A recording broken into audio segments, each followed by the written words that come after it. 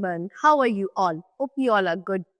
Today, students, we are going to start our second chapter of class 7, which is about acid, bases and salt.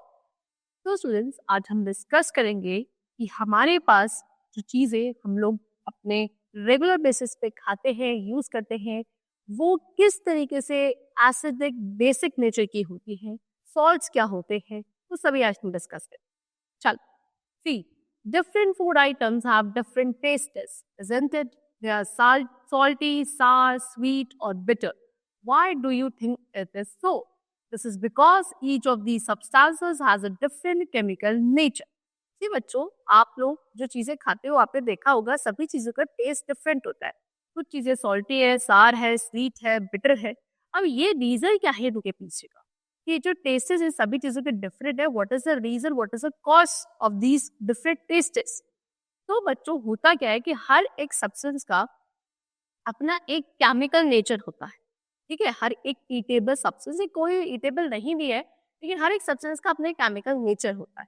ठीक, you already know that vinegar, lemon juice, orange juice and many other foods taste सार.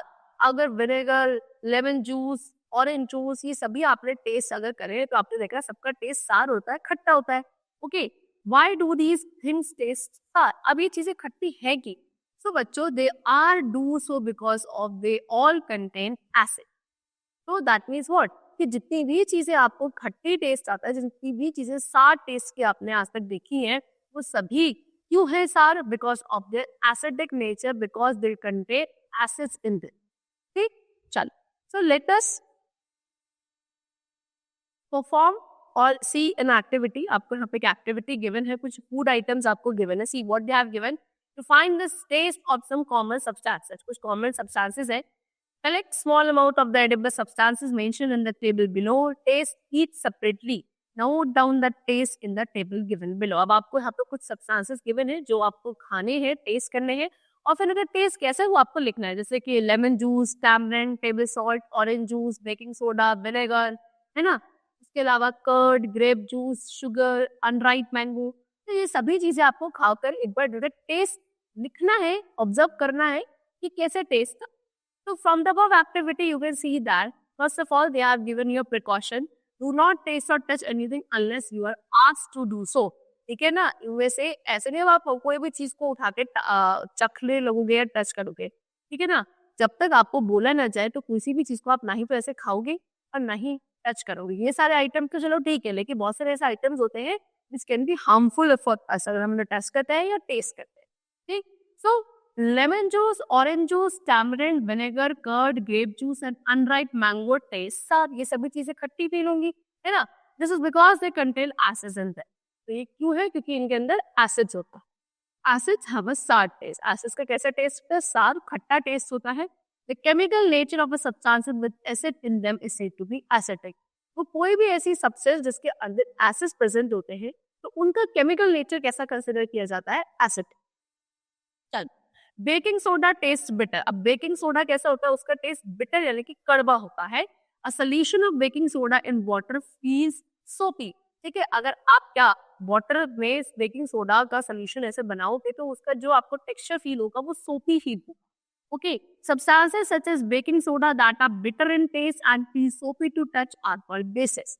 तो बच्चों, वो substances जिनका test bitter होता है और जो टच करने पे सोपी फील होते हैं उनको आप क्या बोलते हो? बेसिस बोलते हो.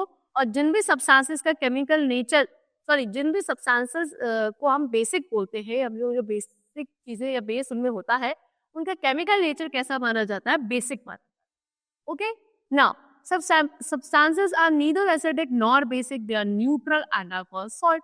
अब कुछ ऐसे सब्सटेंसेस भी होते हैं जो ना तो एसिडिक है ना बेसिक है, वो न्यूट्रल होते हैं, जिनको हम सॉल्ट्स बोलते हैं. Okay, when an acid reacts with a base, they neutralize each other and form salt and water. जब भी एक एसिड और बेस को आपस में रिएक्ट किया जाता है तो वो दोनों एक दूसरे के इफेक्ट को न्यूट्रलाइज कर देते हैं और सॉल्ट और वाटर बनाते हैं. ठीक है, चलो. So materials can be classified on the basis of their chemical nature as acid, bases and salt. तो हम मटेरियल्स को क्लासिफाई कर सकते हैं, अलग अलग बेसिस पे क्लासिफाई कर सकते हैं. तो आज हम तो क्लासिफिकेशन का बेसिस लेंगे, वो लेंगे हर एक सब्सटेंस का केमिकल नेचर. तो केमिकल नेचर के बेसिस पे आप क्लासिफाई कर सकते हो 3 ग्रुप्स में, एसिड्स, बेस एंड सॉल्ट्स. ठीक, सबसे पहले आज हम पढ़ेंगे थोड़ा सा डिटेल में एसिड्स के बारे में। चलो, तो word acid is derive from the Latin word acid और एसिडस व्हिच मीन सार। तो जो वर्ड एसिड आया वो लैटिन वर्ड एसिड एसिडस से लिया गया जिसका मीनिंग होता है सार। तो all acid have one property in common that is they are sour to taste. सभी एसिड्स की एक तो बहुत ही कॉमन प्रॉपर्टी होती है जो सभी में मिलेगी कि वो कैसे होते हैं टेस्ट में, सार होते हैं, खट्टे होते हैं। Most people think about acid as fuming, corrosive, dangerous liquid. However, not all acids are like this. Example, vinegar contains acetic acid and it is used to preserve food like pickles. देखो ज्यादातर हम लोग क्या सोचते हैं, अगर जैसे हमारे वर्ड हम लोग एसिड का वर्ड चुनते हैं तो हमें ऐसा लगता है कि फ्यूमिंग होगा, कॉरोसिव होगा, एक्सप्लोसिव होगा, है ना। लेकिन सारे एसिड ऐसे नहीं होते हैं। जैसे कि अगर हम बात करें एसिटिक एसिड की जो विनेगर में होता है तो वो हम खाते भी हैं, ठीक है, उसको यूज किया जाता है एज अ प्रिजर्वेटिव, है ना। पिकल्स वगैरह को स्टोर करने के लिए, लंबे समय तक स्टोर करने के लिए, प्रिजर्व करने के लिए विनेगर यूज किया जाता है जो प्रिजर्वेशन के लिए यूज किया जाता है। ठीक, चलो, vinegar also helps to preserve the food by destroying micro organism. Vinegar क्या करता है, फूड को प्रिजर्व करने में हेल्प करता है सो दैट इसके अंदर माइक्रो ऑर्गेनिजम्स ना फीड कर सके। It also helps to prevent chemicals in the food from combining with oxygen which acts as an agent of food spoilage. उसके अलावा ये केमिकल्स को भी प्रिवेंट करता है, इसमें ऑक्सीजन के साथ कंबाइन होकर क्या करने में, फूड को स्पॉइल करने में। नाउ सार मिल्क कंटेन्स लैक्टिक एसिड, ठीक है, सार मिल्क के अंदर क्या होता है, लैक्टिक एसिड होता है, जबकि sulphuric acid is use in car batteries. Car की जो बैटरीज बनाई जाती है उसमें सल्फ्यूरिक एसिड यूज किया जाता है, ठीक है। Now classification of acids. अब एसिड्स का क्लासिफिकेशन कर रखा है। The acid produced by plant and animals are known as organic acid. Example, acetic acid, oxalic acid, etc. अब वो एसिड्स जो बच्चों प्लांट्स या एनिमल्स प्रोड्यूस करते हैं उनके थ्रू हमें मिलते हैं, उनको हम ऑर्गेनिक एसिड्स बोलते हैं। Example, acidic acid, oxalic acid. अब यहाँ पे आपको कुछ बताइए acids which are found in plants. देखो, और these are the acids which are found in animals. जैसे यहाँ पे एसिड का नेम है और यहाँ पे वो प्लांट का ओरिजिन, जैसे कि सिट्रिक एसिड है वो कहाँ से मिलता है आपको, ऑरेंज या लेमन में। एस्कॉर्बिक मिलता है आपको विटामिन सी से, जो कि सिट्रस फ्रूट जो होता है ना, जितने भी खट्टे फ्रूट होते हैं विटामिन सी होता है, उससे मिलता है आपको एस्कॉर्बिक एसिड। फिर टार्टरिक एसिड मिलता है आपको ग्रेप्स में, टैमरिंड में, टैमरिंड यानी कि इमली, ठीक। उसके बाद यहाँ पे है एसिड्स फाउंड इन एनिमल, जैसे कि लैक्टिक एसिड मिलता है आपको सार मिल्क में, यूरिक एसिड मिलता है यूरिन में, मिथेनोइक एसिड होता है आर्ट स्टिंग में, ठीक। Now we come to next type of acids which are mineral acid. These are prepared in laboratories and are corrosive in nature. देखो, अब ये वाले एसिड्स होते हैं जो corrosive होता है ना, और ये लेबोरेटरी से प्रिपेयर किए जाते हैं, ये प्लांट्स और एनिमल से नहीं मिलते, इनको आप मिनरल एसिड्स बोलते हैं। Example, hydrochloric acid, sulphuric acid, nitric acid and so on. चलो, अब यहाँ पे आपको एसिड का नेम, उसका केमिकल फॉर्मूला और उसके यूजेस दिए हैं। जैसे कि सबसे पहला हाइड्रोक्लोरिक एसिड है, इसका केमिकल फॉर्मूला हाइड्रोक्लोरिक एसिड यानी कि HCl होता है। क्या होता है, HCl होता है। और यूजेस क्या है, ये क्लीनिंग पर्पस के लिए यूज किया जाता है, डाइज या फर्टिलाइजर बनाने के लिए यूज किया जाता है। ओके, नेक्स्ट है सल्फ्यूरिक एसिड, फॉर्मूला है आपका H2SO4, ठीक है ना, H2SO4 फॉर्मूला होता है, ठीक है। कहाँ यूज किया जाता है, कार, बस, ट्रक, इन सबकी बैटरीज बनाने के लिए हम लोग इसे यूज करते हैं। Next is nitric acid which is formula क्या है, HNO3, ओके। कहाँ यूज किया जाता है, गोल्डस्मिथ यानी कि जो आपके सुनार होते हैं वो इसको यूज करता है, किसके लिए, गोल्ड या सिल्वर के जितने भी ऑर्नामेंट्स होते हैं उनको क्लीन करने के लिए इस एसिड का यूज किया जाता है, ठीक है। Now one element is common to all acid that is hydrogen. The presence of hydrogen is very essential for the substance to behave as an acid. देखो बच्चों, आपने क्या देखा होगा कि सभी एसिड्स में जितने मैंने आपको बताया एक एलिमेंट सब में कॉमन था, क्या, H, विच इज हाइड्रोजन। तो किसी भी एक एसिड को एसिड बनने में हाइड्रोजन बहुत जरूरी है, यानी कि हाइड्रोजन एक एसेंशियल एलिमेंट है किसी भी एक एसिड के कॉम्पोजिशन में, यानी कि उसके एसिडिक नेचर के लिए। Arrhenius was the first Swedish chemist to define acid. Arrhenius जो थे वो पहले स्वीडिश केमिस्ट थे जिन्होंने एसिड्स को डिफाइन किया था, ठीक है। अब यहाँ पे आपको कुछ फिजिकल प्रॉपर्टीज गिवन है एसिड्स की कि दे हैव अ सार टेस्ट। कैसा टेस्ट होता है उनका, सार, खट्टा टेस्ट होता है। They are soluble in water, यानी कि पानी में आसानी से क्या हो सकते हैं, डिसॉल्व हो सकते हैं। All acids when dissolve in water form a clear solution. अगर आप किसी भी एसिड्स को पानी में डिसॉल्व करते हो तो एकदम क्लियर सॉल्यूशन ये लोग बनाते हैं। Depending on the amount of water, acids can be either dilute और कॉन्सेंट्रेटेड। अब आप कितने अमाउंट ऑफ वाटर में इनको डिसॉल्व कर रहे हो, उस बेसिस पर एसिड आपके दो हो सकते हैं, एक तो डाइल्यूट है, कॉन्सेंट्रेट। यानी कि अगर amount of water is more than N acid, पानी ज्यादा है एसिड कम है, उसको आप बोलोगे डाइल्यूट एसिड। लेकिन if the amount of water is less it is called concentrated acid. लेकिन पानी का अमाउंट कम है, एसिड का अमाउंट ज्यादा है, तो उसको कॉन्सेंट्रेटेड एसिड बोलते हैं। उसके अलावा heat is produce when a strong acid is mixed with water. अगर एक स्ट्रॉन्ग एसिड को वाटर के साथ मिक्स किया जाता है तो हीट एनर्जी प्रोड्यूस होती है। Thus, to make a dilute solution of acid, always add acid to water slowly and never pour water on acid. इसलिए कभी भी अगर आप किसी एसिड को डाइल्यूट कर रहे हो, है ना, तो कभी भी क्या पानी को एसिड में नहीं डाला जाएगा, ठीक है ना, एसिड को पानी में डाला जाएगा धीरे, ठीक है। चल, उसके बाद क्या है, asset turns blue litmus paper red. Acid क्या करते हैं, ब्लू लिटमस पेपर को रेड में कन्वर्ट कर देते हैं। Acids conduct electricity in solution form. Acids क्या करते हैं, इलेक्ट्रिसिटी इनके थ्रू पास करी जा सकते हैं लेकिन सॉल्यूशन फॉर्म में होने चाहिए। Acids are corrosive in nature. Corrosive होते हैं नेचर में, सारे नहीं होते हैं, ओके। सिर्फ जो मिनरल एसिड्स होते हैं वो कोरोसिव होते हैं। They can cause severe burn injuries to the skin, destroy paper, cloth and wood and even corrode metals like iron and aluminium.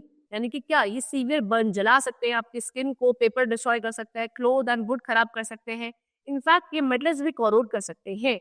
Now for this reason acids are generally stored in glass और ceramic containers. इसीलिए acids को क्या glass में या जो ceramic के बने हुए कंटेनर्स होते हैं उनमें स्टोर किया जाता है, मेटल के कंटेनर्स में स्टोर नहीं किया जाता। Now basicity of acid, the number of hydrogen ion that is H+ ion furnished by one molecule of an acid or dissolving in water is called basicity of an acid।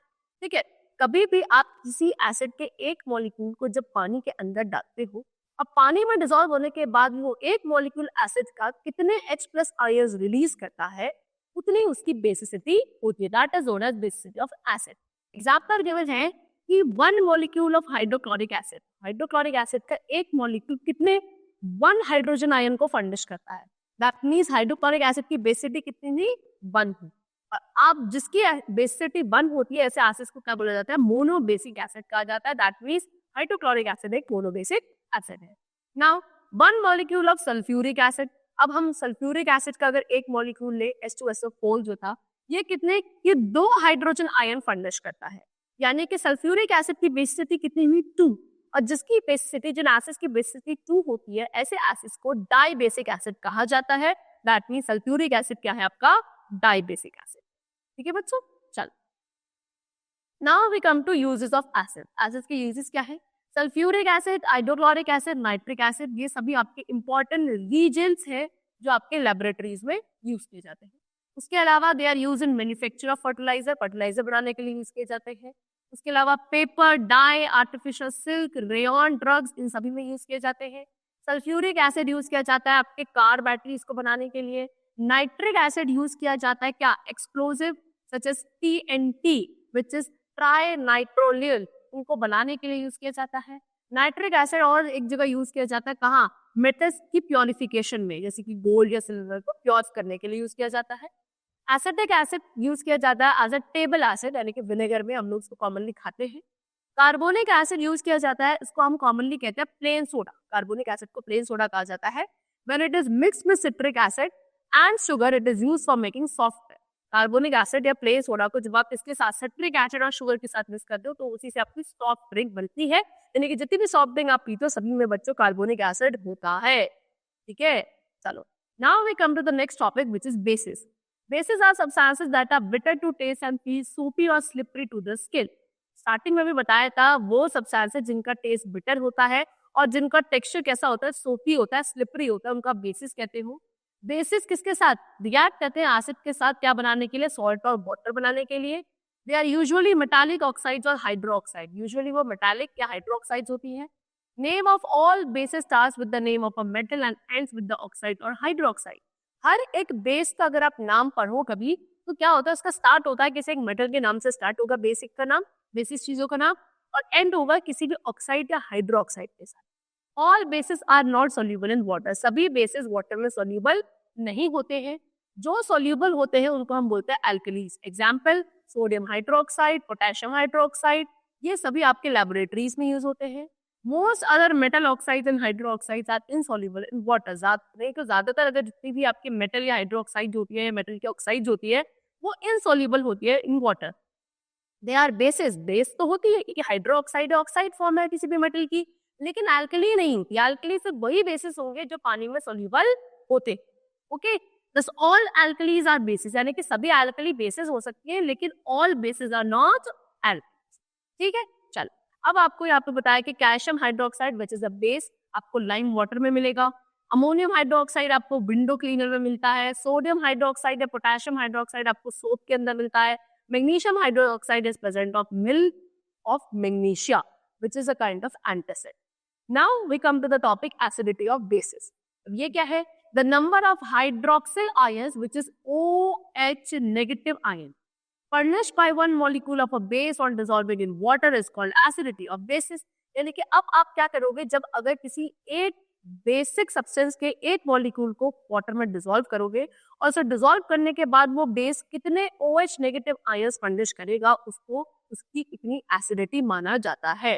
So properties of basis पे आते हैं। कुछ important properties given है। पहली कि they are bitter in taste, कड़वे होते हैं, टचिंग करने पे सोपी होते हैं, है ना। दे मे और may not be soluble in water. देखो ऐसे तो सारे सॉल्युबल होते थे लेकिन बेसिस कुछ बेसिस सॉल्युबल है वाटर में, कुछ नहीं। ये क्या करते हैं? They turn red litmus paper to blue. ठीक है, उसके अलावा स्ट्रॉन्ग बेसिस जैसे कि कॉस्टिक पोटैश और कॉस्टिक सोडा ये थोड़े से कोरोसिव होता है नेचर में। They react with acid to give salt and water. Bases क्या करते हैं? एसिड के साथ रिएक्ट करके सॉल्ट एंड वाटर प्रोड्यूस करते हैं। Now we come to bases के use. Alkalis are use in the manufacture of soap from vegetable oil. Alkalis को कहाँ यूज किया जाता है? सोप बनाने के लिए यूज किया जाता है वेजिटेबल ऑयल से। उसके अलावा alkalis find wide application in paper industries. Paper industry में इसका बहुत यूसेज है ना। उसके अलावा मेडिसिन बनाने में इसका यूसेज है और आर्टिफिशियल फाइबर जैसे कि रेयन, नायलॉन, इन सब में भी इनका यूज किया जाता है एल्कलीज का। कैल्शियम ऑक्साइड और कैल्शियम हाइड्रोक्साइड बच्चों ये यूज किया जाता है किसके लिए? जो सॉइल की एसिडिटी होती है उसको न्यूट्रलाइज करने। They are use for making mortar for building and construction purpose. ठीक है, जो बिल्डिंग के मोर्टर या कंस्ट्रक्शन पर्पस के लिए भी इनको यूज किया जाता है। जैसे कि calcium hydroxide is use for preparing the bleaching powder. Calcium hydroxide use किया जाता है ब्लीचिंग पाउडर बनाने के लिए। मैग्नीशियम हाइड्रोक्साइड, एल्यूमिनियम हाइड्रोक्साइड इनको यूज किया जाता है एज एन एंटासिड, मतलब for relieving acidity in the stomach. कभी कभी पेट में आपकी एसिडिटी हो जाती है ना, तो वहां पे आप मैग्नीशियम हाइड्रोक्साइड जिसको आप मिल्क ऑफ मैग्नीशिया बोलते हो या एल्यूमिनियम हाइड्रोक्साइड यूज किया जाता है और जिसको आप एसिडिटी को प्रिवेंट करने के लिए, क्योर करने के लिए यूज करते हो। जिन सब्सटेंसेस को, जिन बेसिस चीजों को, उनको एंटासिड बोला जाता है। Now we come to the topic indicators. What are indicators? See the substances that are used to test whether a substance is acidic और बेसिक और neutral in nature, they are all indicators. वो substances जिसको आप use करते हो test करने के लिए कि कोई भी सब्सटेंस एसिडिक नेचर का है, बेसिक नेचर का या न्यूट्रल है, उन सब्सटेंसेस को इंडिकेटर्स कहा जाता है। ठीक है, ये क्या करते हैं बच्चों? They change their colour when added to a solution containing an acid और अ बेसिक सब्सटेंस। अगर आप किसी सॉल्यूशन के अंदर, मतलब कोई एक सॉल्यूशन है जिसमें या तो वो एसिडिक नेचर का है, बेसिक नेचर का है, और उसको एक इंडिकेटर के ऊपर आप डालते हो या इंडिकेटर को उसके अंदर डालते हो तो उस इंडिकेटर का कलर चेंज हो जाता है। There are two types of indicator. दो टाइप के इंडिकेटर्स होते हैं, एक होते हैं नेचुरल इंडिकेटर्स और एक होते हैं हमारे पास सिंथेटिक इंडिकेटर्स। ठीक है, नेचुरल इंडिकेटर्स क्या है? वो indicators which are obtain naturally from occurring substance. Naturally occurring substance से जो हमें मिलता है, कि जो नेचर में जो हमारे पास सब्सटेंस है उनसे जिन इंडिकेटर्स जो हमें मिलते हैं उनको हम नेचुरल इंडिकेटर्स बोलते हैं। Example litmus paper, turmeric, China rose, ये सभी आपके नेचुरल इंडिकेटर्स। लिटमस पेपर देखो, most commonly use indicator is litmus. सबसे ज्यादा कॉमनली यूज होने वाला जो इंडिकेटर है वो होता है लिटमस पेपर। ठीक है, ये कहाँ से मिलता है? लिचिल से मिलता है and is available either in the form of solution और in the form of strips of paper known as litmus paper. या तो ये आपको लिचन एक प्लांट होता है, माउंटेन्स में मिलता है, वहां से आपको लिटमस पेपर मिलता है। ठीक है, लिटमस मिलता है और इसको बच्चों क्या, या तो ये आपके सोल्यूशन फॉर्म में आपको मिल जाएगा, लिटमस का सोल्यूशन भी होता है, या पेपर की इसमें स्ट्रिप्स भी बना दी जाती है जिसको आप लिटमस पेपर बोलते हैं। तो दो टाइप के लिटमस पेपर की स्ट्रिप्स होती है, एक होती है रेड और एक होती है ब्लू। ठीक है, ब्लू लिटमस पेपर आपको क्या हो जाता है? रेड में कन्वर्ट हो जाता है। अगर आप ब्लू लिटमस पेपर को किसी एसिडिक सोल्यूशन में डालोगे तो उसका कलर रेड में चेंज हो जाता है ना, into red in presence of an acid. और एक red litmus paper turns blue. Red litmus paper को अगर आप किसी बेसिक सोल्यूशन में डालोगे तो वो ब्लू में चेंज हो जाता है, ठीक है। चल, now next is turmeric. Turmeric is used as another natural indicator, एक दूसरा नेचुरल इंडिकेटर है ये। It is of yellow colour, हल्दी जैसे आप है ना नेचुरली तो मिलती है, येलो कलर की होती है ना। उसके अलावा turmeric paper turns into red when it is dipped into basic solution. अगर आप टर्मरिक पेपर को, हल्दी का मतलब पेपर है, इस पर हल्दी लगाकर आप उसको किसी बेसिक सॉल्यूशन में डालोगे तो उसका कलर रेडिश हो जाएगा, लेकिन it does not change its colour with acidic solution. Turmeric का कोई कलर चेंज नहीं होता, वो येलो का येलो ही रहता है अगर वो एसिडिक सॉल्यूशन में डिप किया जाता है। Next we come to China rose. Extract of China rose petal can be used as an indicator. China rose बच्चों ये होता है जिसको आप हिबिस्कस भी बोलते हैं, हिबिस्कस का फ्लावर होता है उसको आप चाइना रोज कहते हो। तो इसकी जो पेटल्स होती है, इससे हम जो एक्सट्रैक्ट निकालते हैं उसको हम यूज कर सकते हैं एज एन इंडिकेटर, ठीक है। This can also be use to make paper indicator. इसको पेपर इंडिकेटर बनाने के लिए भी यूज किया जा सकता है। China rose solution gives dark pink which is magenta colour with acid and yellowish green colour with base. China rose क्या बिल्कुल डार्क पिंकिश कलर होता है ना, मेजेंटा वाला कलर, वो कलर में चेंज हो जाता है अगर आप इसको एसिड के साथ कंबाइन करते हो, और आपको येलोइश ग्रीन कलर में कन्वर्ट हो जाएगा अगर ये किसी बेस के साथ कंबाइन किया जाता है, ठीक है। Now we come to the topic synthetic indicators. Synthetic indicators क्या है? देखो, the indicators that are made in laboratory to differentiate between acid and bases are called synthetic indicators. Okay, the two common synthetic indicators are phenolphthalein and methyl orange.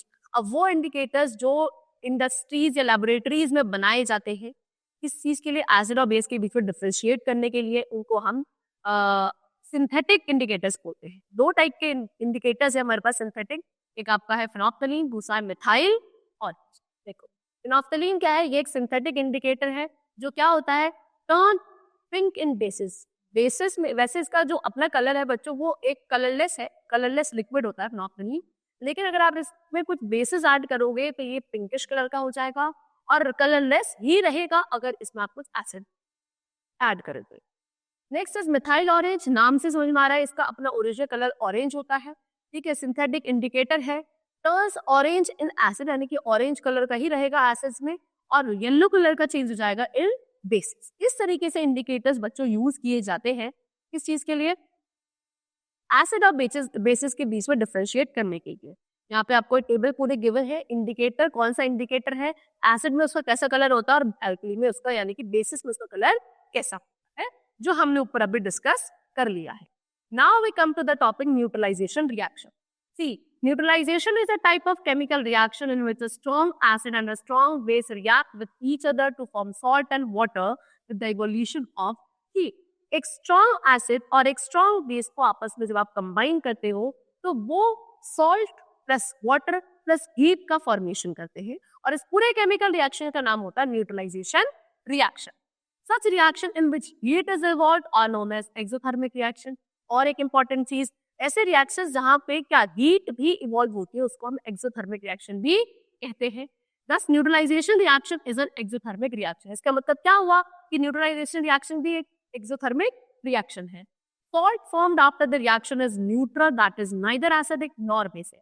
Neutralisation reaction के बाद जो आपको salt मिलता है ये neutral होता है, यानी कि ना तो एसिडिक नेचर का होता ना ही बेसिक नेचर का होता है। चलो अब आते हैं न्यूट्रलाइजेशन पे। सी, अभी बताया when an acidic solution and a basic solution are mixed in suitable amount में mix किया जाता है तो both the acidic nature of the acid and the basic nature of the bases are destroyed। तो उससे क्या होता है, एसिड का एसिडिक नेचर और बेस का बेसिक नेचर दोनों ही खत्म हो जाते हैं, है ना। इस प्रोसेस को बोलते हैं न्यूट्रलाइजेशन, क्योंकि जो आपका प्रोसेस होता है बोला दोनों ही एक दूसरे के इफेक्ट को न्यूट्रल कर देता है, एसिड बेस का और बेस एसिड का। Resulting solution is neither acidic nor basic. जो मिलता है एंड में आपका सोल्यूशन वो ना तो एसिडिक होता ना ही बेसिक होता, यानी कि न्यूट्रलाइजेशन रिएक्शन में हीट भी प्रोड्यूस होती है, ठीक है। चलो अब in neutralisation reaction new substances form. Neutralisation में क्या होता है बच्चों, न्यू सब्सटेंस बनता है और उस सब्सटेंस का नाम है सॉल्ट। सॉल्ट एसिडिक भी हो सकता है, बेसिक भी हो सकता है और न्यूट्रल भी हो सकता है। तो न्यूट्रलाइजेशन रिएक्शन मतलब क्या हुआ, एसिड प्लस बेस क्या देता है, salt plus water plus heat, ठीक है। अब following reaction is an example of neutralization reaction. अब आपको एग्जांपल दे रखा है HCl, हाइड्रोक्लोरिक एसिड एक स्ट्रॉन्ग एसिड है उसके साथ आपने NaOH सोडियम हाइड्रोक्साइड जो कि एक स्ट्रॉन्ग बेस है, इनको कंबाइन किया तो बच्चों आपको एक सॉल्ट मिला NaCl सोडियम क्लोराइड, ठीक है, साथ में water plus heat. Sodium chloride is the common salt जो हम यूज करते हैं अपने घर में, एडिबल सॉल्ट, ठीक है। चलो अब आता है टॉपिक किस पे, हम सॉल्ट को। क्या है salt? See salt are the compound that are form by the reaction of an acid with a base. अभी 2 सेकंड पहले पढ़ा है कि ऐसे न्यूट्रल कंपाउंड जो एक एसिड और बेस को कंबाइन करने के बाद मिलते हैं, ऐसे केमिकल कंपाउंड्स को आप क्या बोलते हो? सॉल्ट्स बोलते हैं। They are crystalline compound and are soluble in water. कैसे होते हैं? क्रिस्टल फॉर्म में मिलते हैं और आपके वाटर में सॉल्युबल होते हैं। The solution are good conductors of electricity। इनका सोल्यूशन अगर आप यानी कि इनको वाटर में डिसॉल्व कर लोगे तो ये अच्छा कंडक्टर कहलाती है इलेक्ट्रिसिटी का। Ammonium chloride, copper sulphate, ferrous sulphate, silver nitrate, ये कुछ कॉमन से सॉल्ट है जो हम लैबोरेटरीज में यूज करते हैं। अब प्रॉपर्टीज पे आते हैं सॉल्ट की। Salt are usually soluble in water, यानी कि पानी में आसानी से सॉल्युबल है। Most of the solid salts are solid with high melting point and boiling point. ज्यादातर सॉलिड जो सॉल्ट्स होते हैं वो आपकी सॉलिड होते हैं और इनका मेल्टिंग और बॉइलिंग पॉइंट दोनों ही हाई होता है। Salt solution water are good conductors of electricity, ठीक है। इनका क्या जब आप इनको वाटर में डिसॉल्व कर लेते हो, यानी इनका जो वाटर सोल्यूशन होता है सॉल्ट के साथ, वो एक अच्छा कंडक्टर है इलेक्ट्रिसिटी का। उसके अलावा certain salt have some water and molecules attached to them. अब कुछ सॉल्ट्स होते हैं जिनमें वाटर के मॉलिक्यूल्स इनके साथ अटैच रहते हैं, इनको आप बोलते हो hydrated salt, okay. And the water molecules attached to the salt are called water of crystallization. और जो वाटर मॉलिक्यूल्स इनके साथ अटैच रहते हैं उनको बोला जाता है crystallization of water of crystallization, ठीक है। यानी कि जो सॉल्ट के साथ वाटर के क्रिस्टल अटैच होंगे उनको हाइड्रेटेड सॉल्ट बोला जाएगा, और जो वाटर के मॉलिक्यूल्स अटैच रहते हैं उनको बोला जाता है वाटर ऑफ क्रिस्टलाइजेशन। चलो, the number of water molecules is usually fix. अब कितने वाटर मॉलिक्यूल्स अटैच होंगे वो फिक्स रहता है and is loosely bound to the molecule of a salt। और ज्यादा बहुत स्ट्रॉन्ग फोर्स ऑफ अट्रैक्शन के साथ बाउंडेड नहीं रहते, बहुत ही लूजली बाउंडेड रहते हैं सॉल्ट के साथ। जैसे कि एग्जांपल है कॉपर सल्फेट। कॉपर सल्फेट होता है CuSO4, ठीक है, और इसके साथ देखो 5H2O लिखा है, यानी कि इसके साथ 5 मॉलिक्यूल्स ऑफ वाटर के अटैच्ड होते हैं। कैसे कलर होता है? ब्लू कलर होता है। फिर आपके पास iron sulphate which is FeSO4.7H2O। 7H2O मतलब कितने मॉलिक्यूल्स है वाटर के इसके साथ? 7 मॉलिक्यूल्स है। किस कलर का होता है? ग्रीन कलर का होता है आपका आयरन सल्फेट। चलो अब आते हैं next which is anhydrous salt. Anhydrous salt क्या होते हैं? When hydrated salt lose the water of crystallization, the solid left is called anhydrous salt। जब हाइड्रेटेड सॉल्ट यानी कि जिनमें वाटर के मॉलिक्यूल्स अटैच होते थे वो जब अपने वाटर मॉलिक्यूल्स को लूज कर देते हैं, उसके बाद जो आपके पास सॉलिड बचता है that is anhydrous salt. Example CuSO4। देखो जब पहले क्या था CuSO4.5H2O, ये क्या था आपका? ये भी कॉपर सल्फेट था, ये भी कॉपर सल्फेट था, लेकिन इसमें वाटर के 5 मॉलिक्यूल्स थे, इसका कलर था ब्लू। लेकिन जब इसके हमने क्या कर दिया, इसके मॉलिक्यूल्स को सिर्फ रिमूव करवा दिया, अभी बचा CuSO4 और इसका कलर कैसा है? व्हाइट है। ये है आपका एनहाइड्रस सॉल्ट। ऐसी anhydrous salt regain their colour on the addition of water. अगर आप इसको दोबारा से पानी मिला दोगे तो ये दोबारा से इसी कलर में अपने ओरिजिनल कलर में वापस आ जाए। Now common name of salt. अब कुछ सॉल्ट के आपको यहाँ पे कॉमन नेम्स गिवन है। See certain salt are better known by their common name. अब कुछ ऐसे सॉल्ट है जो वो हम उनके कॉमन नेम से ज्यादा बेटर जानते हैं rather than bye there chemical name. Chemical name से हम लोग नहीं जानते, उतना हम उनको कॉमन नेम से उनको जानते हैं, ठीक है। अब देखो यहाँ पे आपको टेबल गिवन है, जैसे कि कॉमन सॉल्ट और टेबल सॉल्ट जो आप खाने वाला सॉल्ट यूज करते हैं उसका केमिकल नेम है सोडियम क्लोराइड, है ना। कोई भी घर में अब ये तो कह रहा नहीं मम्मी की सब्जी वहां सोडियम क्लोराइड कब है ना, नमक कब है होता है ना, तो वो बच्चा केमिकल फॉर्मूला क्या होता है उसका होता है सोडियम क्लोराइड। केमिकल नेम है, वो फॉर्मूला होता है NaCl, ठीक है। वॉशिंग सोडा यानी कि जो घर में को यूज किया जाता है कपड़े वगैरह धोने के लिए, उसका केमिकल नेम है hydrated sodium carbonate that is Na2CO3.10H2O। यानी कि इसमें भी देखो ये भी आपका हाइड्रेटेड सॉल्ट है, पानी के वाटर के कितने 10 मॉलिक्यूल्स इससे अटैच। बेकिंग सोडा क्या होता है? सोडियम हाइड्रोजन कार्बोनेट, फॉर्मूला है NaHCO3। Smelling salt which is ammonium carbonate NH4 2CO3। Green vitriol, blue vitriol, Epsom salt, chalk, limestone या marble, white vitriol, plaster of Paris, POP जिसे कहते हैं, potash alum जो फिटकरी होती है, नाइट्रेट, ये सभी आपके कॉमन कुछ सॉल्ट है। ये उनके क्या है? केमिकल नेम्स है, और ये आपको यहाँ पे उनके केमिकल फॉर्मूलेस के, ठीक है। चलो now we come to uses of salt. Salt are very useful in our daily life. हमारी लाइफ में डेली लाइफ में सॉल्ट बहुत यूजफुल है। They find important applications in domestic and industrial purpose. ठीक है, डोमेस्टिक यानी कि हमारे घर में और इंडस्ट्रीज में भी बहुत सारी जगह इनका यूज किया जाता है। ठीक है, अब देखो डोमेस्टिक पर्पस में क्या यूज किया जाता है इनका। कॉमन सॉल्ट जैसे कि हम लार्ज अमाउंट में यूज करते हैं घर में खाने के लिए, है ना। उसके अलावा इसको फूड प्रिजर्वेशन में भी यूज किया, जैसे कि पिकल्स, अचार वगैरह में common salt as a preservative use किया जाता है। उसके अलावा ये रॉ फिश एंड मीट को भी प्रिजर्व करने के लिए यूज किया जाता है। वॉशिंग सोडा क्या यूज किया जाता है, मैन्युफैक्चर करने के लिए, डिटर्जेंट्स वगैरह बनाने के लिए, और फिर उससे क्या करते हैं हम क्लोथ्स वॉश करते हैं। उसके अलावा फायर एक्सटिंग्विशर बनाने के लिए भी इसका यूज किया जाता है। बेकिंग सोडा किसमें यूज किया जाता है, बेकिंग पाउडर बनाने के लिए यूज किया जाता है। उसके अलावा एंटासिड की जो टैबलेट्स होती है वहां भी बेकिंग सोडा यूज किया जाता है। इंडस्ट्रियल यूज क्या है इसका, कॉपर सल्फेट। इसको बच्चों यूज किया जाता है as a fungicide in agriculture. Agriculture में एज अ फंगीसाइड इसका यूज किया जाता है कॉपर सल्फेट का। Okay, and it is also use in dyeing and printing industry. Dyeing और जो प्रिंटिंग इंडस्ट्रीज होती है वहां भी कॉपर सल्फेट यूज किया जाता है। इलेक्ट्रोप्लेटिंग में इसका यूज किया जाता है। पीओपी, प्लास्टर ऑफ पेरिस, यहाँ यूज किया जाता है स्टेच्यूज बनाने के लिए। उसके बाद जो अब हाथ, कभी आपने देखा हो बोन्स फ्रैक्चर हो जाती है तो उसको सेट करने के लिए भी पीओपी यूज किया जाता है। एलम फिटकरी बहुत यूजफुल है ड्रिंकिंग वाटर को प्योरीफाई करने के लिए। डाइंग इंडस्ट्रीज में, also in leather industry, alum is useful. Smelling salt क्या प्रोवाइड करता है, relief from common cold. Common cold जो होता है उसमें रिलीफ प्रोवाइड करता है। It is a chemical compound use for increasing consciousness and provides relief from common cold. Consciousness increase करने के लिए और कॉमन कोल्ड से रिलीफ प्रोवाइड करता है आपको स्मेलिंग सॉल्ट। ऐसा केमिकल कंपाउंड है ये। The actual chemical compound is ammonium carbonate. Actual में ये क्या है, अमोनियम कार्बोनेट इसका नाम होता है। Nitrate which is potassium nitrate, इसका यूज किया जाता है एक्सप्लोजिव बनाने के लिए, जैसे कि गन पाउडर, फर्टिलाइजर और क्रैकर्स वगैरह बनाने के लिए इसका यूज किया जाता है। चलो, now we come to the topic neutralization in everyday life. अब एवरीडे लाइफ में हम लोग न्यूट्रलाइजेशन रिएक्शन बहुत जगह देखते हैं, उनमें से एक आदमी हमें आज डिस्कस करनी है। सी, सबसे पहला है इंडाइजेशन ट्रीटमेंट। देखो, our stomach contains hydrochloric acid. It helps us to digest the food, but sometimes oily food makes the stomach produce too much of hydrochloric acid, a condition called hyperacidity. This leads to indigestion. देखो बच्चों, क्या होता है, हमारे stomach में एक acid होता है हाइड्रोक्लोरिक एसिड, जो कि हमारे लिए जरूरी है क्योंकि ये हमारे खाने को डाइजेशन प्रोसेस में हेल्प करता है। लेकिन कभी कभी जब ज्यादा ऑयली या जंक फूड खा लेते हैं या स्पाइसी फूड खाते हैं तो हमारा स्टमक ज्यादा excess amount of hydrochloric acid produce करता है, जिस कंडीशन को आप क्या बोलते हो, इनडाइजेशन कंडीशन बोलते हो, क्योंकि आपका हाइपर एसिडिटी होने लगती है। ठीक, sometime indigestion is painful and cause heart burn. कभी कभी बहुत ज्यादा पेनफुल होता है, हार्ट बर्न कॉज करता है। So to relieve indigestion it is to neutralize the acidity, antacid tablets containing calcium carbonate, magnesium hydroxide are prescribed. तो क्या है, आपका एसिडिटी से रिलीफ पाने के लिए फिर एंटासिड टैबलेट्स यूज करी जाती है, जिनके अंदर बेसिक कंपाउंड्स होते हैं सच एज कैल्शियम कार्बोनेट या मैग्नीशियम हाइड्रोक्साइड। ये आप लोग फिर यूज करते हो। उससे क्या होता है, जो एक्सेस एसिडिक इफेक्ट होता है वो न्यूट्रलाइज कर दिया जाता है।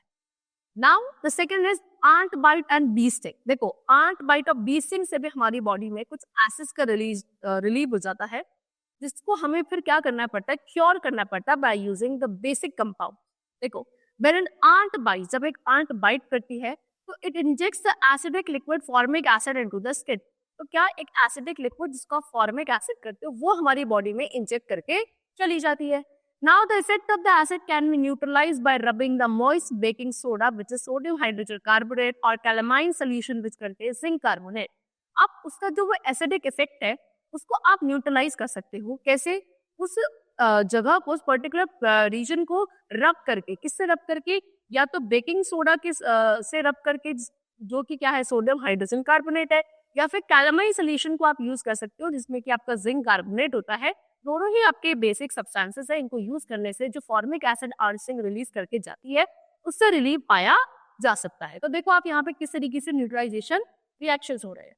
नाउ अब bee sting is acidic. Bee sting यानी कि बी भी जब काटने के वो भी एसिडिक है, उसको भी न्यूट्रलाइज किया जा सकता है bye washing with sodium soap solution which is an alkali. ठीक है ना, जब बी काट ले तो उसके स्टिंग को न्यूट्रलाइज कर सकते हो आप उस एरिया को सोप से वॉश करके। तो में भी तो एल्कली प्रोडक्ट्स होते हैं, उससे न्यूट्रलाइज किया जा सकता है। उसके अलावा wasp sting is alkali. Wasp sting, wasp होता है आपका जो ततैया होता है ना, वो जब काट लेता है वो बच्चों बेसिक अपना बेसिक लिक्विड रिलीज करके जाता है हमारी बॉडी में। उसको न्यूट्रलाइज करने के लिए आपको यूज करना पड़ेगा कुछ acidic substance like vinegar. Vinegar के अंदर एक वीक एसिड होता है जो क्या करता है उस बेसिसिटी को न्यूट्रलाइज कर देता है जो बी स्टिंग वास्प स्टिंग हमारी बॉडी में रिलीज करती है। Next is soil treatment. See, excessive use of chemical fertilizer makes the soil acidic. Plants do not grow well when the soil is either acidic or too basic. When the soil is too acidic, it is treated with bases like quicklime, calcium oxide or snakeline, calcium hydroxide. देखो क्या होता है, आपका जब बहुत ज्यादा fertilisers का use किया जाता है, एक्सेसिव यूज किया जाता है, तो सॉइल आपकी कैसी हो जाती है बच्चों, एसिडिक नेचर की हो जाती है। अब प्लांट्स कभी भी अच्छे तरीके से ग्रो नहीं कर पाते अगर सॉइल या तो बहुत ज्यादा एसिडिक है या बहुत ज्यादा बेसिक है। ठीक है, अगर बहुत ज्यादा एसिडिक है सॉइल तो उसको फिर बेस से ट्रीट किया जाता है, जैसे कि क्विक लाइन जिसको आप कैल्शियम ऑक्साइड कहते हो, या स्नेक लाइन जिसको आप कैल्शियम हाइड्रोक्साइड कहते हो। इसके साथ उस सॉइल को ट्रीट किया जाता है, न्यूट्रलाइज किया जाता है और फिर उस एक्सेस एसिड को इफेक्ट खत्म किया जाता है उसका। And if the soil is basic, अगर सॉइल बहुत ज्यादा बेसिक है तो ऑर्गेनिक मैटर ऐड किया जाएगा। ऑर्गेनिक मैटर क्या करते हैं, it releases acids, acids release करते हैं जो उस सॉइल के बेसिक नेचर को न्यूट्रलाइज कर देता है। Next is factory waste. Factory waste को कैसे न्यूट्रलाइज किया जाता है, the wastage of many factories contain acid. बहुत सारी ऐसी फैक्ट्रीज है जिसके वेस्ट में एसिड्स होते हैं। If they are allowed to flow into the water bodies, the acid will kill fish and other organism. अगर इस एसिडिक वाले वेस्ट वाटर को ही हम लोग क्या रिवर बॉडीज में अलाउ करने देते हैं तो ये वहां जाके जो एक्वेटिक प्लांट्स हैं, एनिमल्स है, उनकी लाइफ को परेशान कर सकते हैं, हार्म कर सकते हैं, यानी कि वो किल कर सकते हैं उसको। So the factory waste are therefore neutralized by adding basic substances. तो पहले क्या किया जाता है, जितने भी फैक्ट्री वेस्ट को न्यूट्रलाइज किया जाता है, इनमें बेसिक सब्सटेंसेस ऐड किए जाते हैं, तब इस वेस्ट वाटर को रिलीज किया जाता है into the water bodies. Next is tooth decay. The enamel in our teeth is the hardest substance in our body which is insoluble in water. See, enamel बच्चों एक ऐसा एलिमेंट है जो हमारे टीथ पे प्रेजेंट होता है, हमारी बॉडी का सबसे स्ट्रॉन्गेस्ट पार्ट होता है और वाटर में इनसॉल्यूबल होता है। When we eat sweets or sugary food, large amount of acid is produced in the mouth. जब हम क्या कुछ शुगर या फिर बोलो जब मीठी चीजों को हम ज्यादा खा लेते हैं तो हमारे माउथ में बहुत सारा एसिड प्रोड्यूस होता है। Okay, saliva produce in the mouth by the salivary gland is alkali. अब क्या होता है, हमारे माउथ में सलाइवरी ग्लैंड होते हैं जो सलाइवा प्रोड्यूस करते हैं, और सलाइवा किस नेचर का होता है, अल्कलीन नेचर का होता है, विच न्यूट्रलाइज द एसिड। और ये क्या करता है, उस एसिड को न्यूट्रलाइज करता है। So the excess acid is removed by cleaning the teeth with toothpaste which is alkaline in nature. और जब बहुत ज्यादा एक्सेस एसिड का फॉर्मेशन हो जाता है तो उसको कैसे रिमूव किया जा सकता है, उसको न्यूट्रलाइज किया जा सकता है टूथपेस्ट यूज करके। टूथपेस्ट में नेचर कैसा होता है, उसका नेचर अल्कलीन होता है। Now the last is fire extinguisher. Fire extinguisher जिसको आप सोडा एसिड एक्सटिंग्विशर कहते हो, उसमें भी न्यूट्रलाइजेशन रिएक्शन होता है। It contains a bottle of sulphuric acid under solution of hydrogen carbonate. Fire extinguisher क्या है, एक बॉटल है जिसके अंदर दो चीजों का सोल्यूशन है, एक तो सल्फ्यूरिक एसिड का और दूसरा सोडियम हाइड्रोजन कार्बोनेट का। So when the acid mixes with the sodium hydrogen carbonate solution, neutralization reaction takes place. तो जब वो एसिड किसके साथ मिक्स होता है, सोडियम हाइड्रोजन कार्बोनेट सोल्यूशन के साथ मिक्स होता है, तो उनके बीच में एक न्यूट्रलाइजेशन रिएक्शन होता है। As a result of neutralisation, carbon dioxide produce under high pressure gushes out the fire. तो जब वो न्यूट्रलाइजेशन रिएक्शन होता है तो उसमें बच्चों कार्बन डाइऑक्साइड गैस प्रोड्यूस होती है, और वो कार्बन डाइऑक्साइड गैस क्या करती है, जब हाई प्रेशर के साथ निकलती है तो जहां भी आग लगी होती है, फायर लगी होती है, उसको एक्सटिंग्विश कर देती है। And the fire is brought under control since carbon dioxide gas does not support burning. और उससे वह जहाँ पे वो फायर लगी होती है वो क्या कर दी जाती है, उनको शांत कर दी जाती है, क्योंकि कार्बन डाइऑक्साइड गैस रिलीज करी जाती है। और क्योंकि हमें पता है कार्बन डाइऑक्साइड गैस क्या कर सकती है, फायर सप्लाई जो फायर जो होती है उसकी सप्लाई को कट कर देती है। क्योंकि ऑक्सीजन की सप्लाई से ही तो फायर या बर्निंग पॉसिबल होती है, लेकिन हम ऑक्सीजन की सप्लाई कट करके क्या कर रहे हैं, कार्बन डाइऑक्साइड गैस की सप्लाई बढ़ा रहे हैं, जिससे बर्निंग प्रोसेस आगे फर्दर नहीं होता and fire is extinguished. Okay, चल। So students, so far we have discussed all the substances, the nature of the substances such as acidic, basic and salty nature. उसके अलावा हमने न्यूट्रलाइजेशन रिएक्शन पढ़ लिया, indicators के बारे में पढ़ लिया. So that's all for the chapter. The chapter is completed. Hope you all liked it. Thank you everyone.